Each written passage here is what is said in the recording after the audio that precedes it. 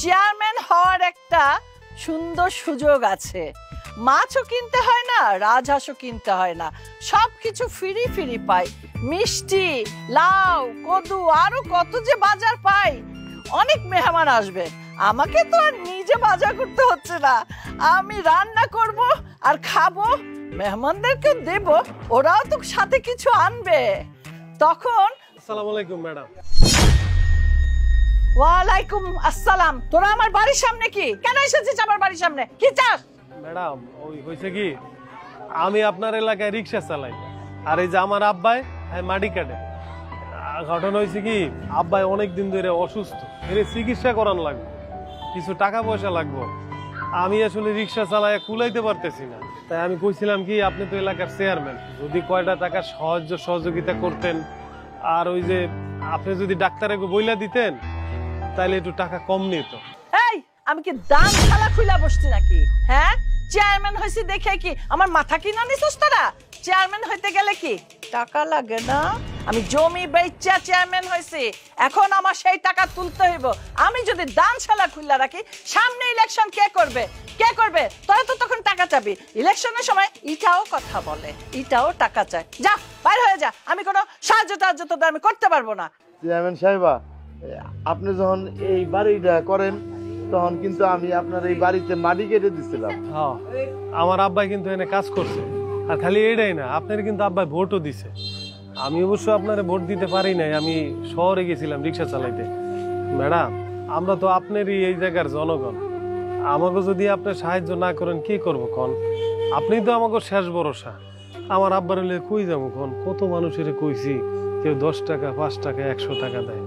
আমরা যে মানুষ, এই রিক্সা লাগো আর কাম লাগো, কেউ মানুষই মনে করে না। আপনি দয়া করে অল্প কিছু সাহায্য করেন, আমি যেন আমার বাবার চিকিৎসাটা করতে পারি।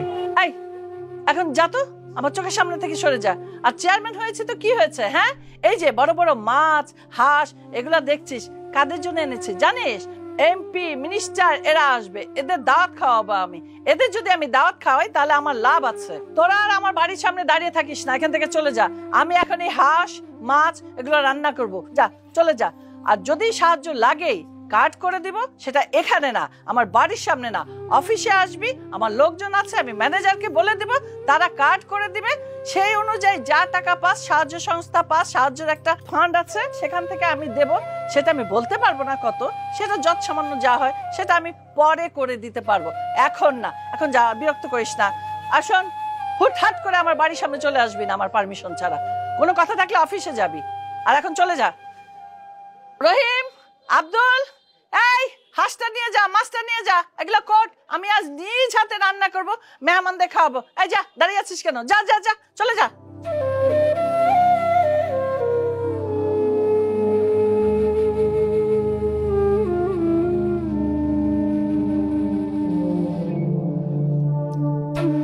থাক আব্বা, আল্লাহ ভালো কিছু দিব আমাকে, চিন্তা করেন। আমরা একদিন অনেক বড় হব, দেখো অনেক বড় হব। এই যে বাবা মেঘ, ওই সিঙ্গাপুরের ওই কাজটা কিন্তু আমাদের পেতেই হবে। আর যে পরেই কিন্তু ফ্যাক্টরিতে ওরা আসছে আমাদের সাথে মিটিং করতে, ড্রিলটা কিন্তু নিতেই হবে। ঠিক আছে বাবা, তাড়াতাড়ি তো যেতে হবে নাকি? হ্যাঁ হ্যাঁ, চলো চলো। স্যার, আমাদের কিছু টাকা দিয়ে সাহায্য করবেন। আমার মা অনেক অসুস্থ, ওনার চিকিৎসার জন্য আমি যার কাছ থেকে যেমন পারতাছি সাহায্য চাইতেছি, সবাই টুকটাক সাহায্য করতেছে। আপনাদের দেখে মনে হয় আপনারা অনেক বড় লোক, যা পারেন তাতেই খুশি, কিছু সাহায্য দিবেন। মারে, সব জায়গায় সাহায্য পাওয়া যায় না, ওনারা মনে হয় আমাকে সাহায্য করবো না। চল আমরা যাইগা। ঠিকই কইছো, চলো। এই যে দাঁড়ান, এভাবে মুখ লুকালে কি ভেবেছেন আপনাকে চিনবো না? আপনি আমাদের ভুলে যেতে পারেন, কিন্তু আমরা ভুলি নেই। আপনার মনে আছে? আপনার মনে আছে ঠিক 5 বছর আগে যখন আপনি ক্ষমতার দাপটে ছিলেন, এই এলাকার চেয়ারম্যান ছিলেন, তখন আমার বাবা অসুস্থ, আমি একজন রিক্সা চালক ছিলাম। আপনার কাছে আমার বাবাকে নিয়ে গেছি উপায় না পেয়ে, যেহেতু আপনি জনসেবা করেন, কিছু টাকা আপনার কাছে সাহায্য চেয়েছি। সেদিন আমাদের দুজনকে কুকুরের মতো দূর দূর করে দাঁড়িয়ে দিয়েছে। আর মনে করে দেখুন, আপনার হাতে তখন অনেক খাবার ছিল, দামি দামি খাবার। আপনি মানব সেবা করতে ভুলে গিয়েছিলেন। আপনি ব্যস্ত ছিলেন বড় লোকদের নিয়ে, যাদেরকে সম্মান দিলে আপনার পদ পদবি শক্ত হবে, তাদেরকে আপনি সম্মান করতেন। আর আপনার এলাকার জনগণের জন্য আপনি কিছুই করতেন না। আর আজকে দেখুন, আমি সেদিন বলেছিলাম যে আল্লাহ ছাড় দেয় ছেড়ে দেয় না। আজকে দেখেছেন আপনার অবস্থা কি? ভালো হয়েছে। আমি আপনাকে কোনো সাহায্য টাহায্য করতে পারবো না, এখান থেকে যেতে পারেন। মেঘ বাবা, বাবা মেঘ, হ্যাঁ হ্যাঁ, আমি এবার চিনেছি রে বাবা। আমার তো মনেই ছিল না, আসলে বয়স হয়ে গেছে তো। এই যে সেই ব্যক্তি চেয়ারম্যান, আহা, কোথায় গেল আপনার সেই অহংকার?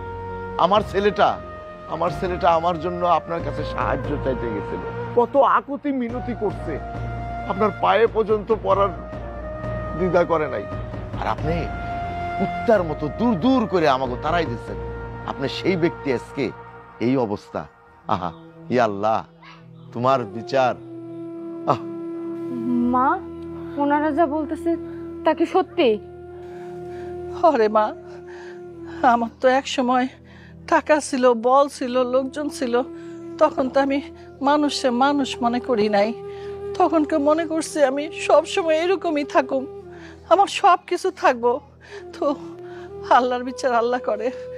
আল্লাহ যে আমার অহংকারের পতনটা ঘটায় দিল। আমি ভুল করছি রে মা, আমি করছিলাম অহংকার করছি। এই যে তেমন আমার সামনে বসে আর একটা কথা বলবেন না।